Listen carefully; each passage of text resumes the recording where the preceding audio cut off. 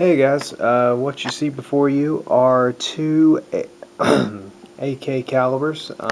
This video is for those of you who may be, trying to decide what your next AK is going to be chambered in.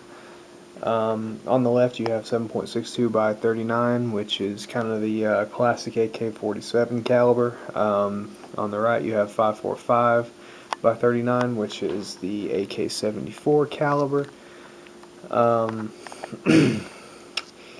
Yeah, so depending on what you want, both of these are very good caliber choices. I'm a huge fan of both, let me start with saying that, but I think right now at the time of this video being filmed, my favorite is going to have to be the 5.45 by 39.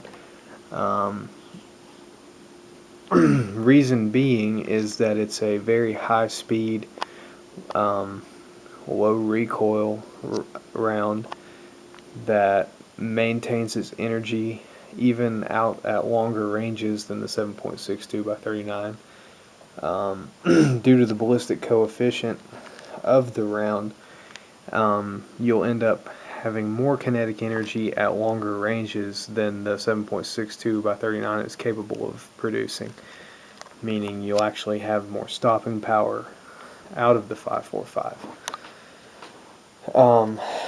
That's not to say that you're going to have the same results up close. Obviously a heavier bullet is going to give more of a punch. However, the 5.45 tends to tumble upon impact, which creates a larger wound channel, whereas the 7.62 just kind of passes through. The 5.45 travels at roughly 3,000 feet per second, give or take, depending on atmospheric conditions, yada yada yada, how you loaded it. Whereas the 7.62 by 39 is, traveling somewhere around the 2,300 feet per second mark. The 7.62 by 39 has a 124 grain projectile, whereas the 5.45 has a 60 grain projectile. Notice how long the 5.45 projectile is. I mean, it is a long round.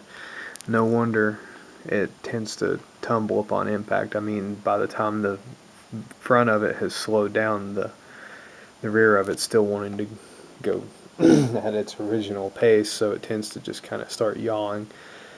I think I've already covered the flat trajectory, but the 7.62 by 39, as I said, tends to drop faster, which makes fighting at 300-400 yards a lot harder than with the 5.45, where you're still just kind of pointing and aiming, and your point of impact is your point of aim still, or at least very close. The advantage of the 7.62 by 39, though, is its impeccable ability to punch through armor and cover and anything else it might come in contact with. But that tends to diminish the further out you go. I'd say, give or take, the 7.62 by 39 is going to be a 200 to 300 yard caliber, whereas the 5.45 you could probably stretch it out to, we'll say 450 somewhere. If you've got the right shooter behind the trigger.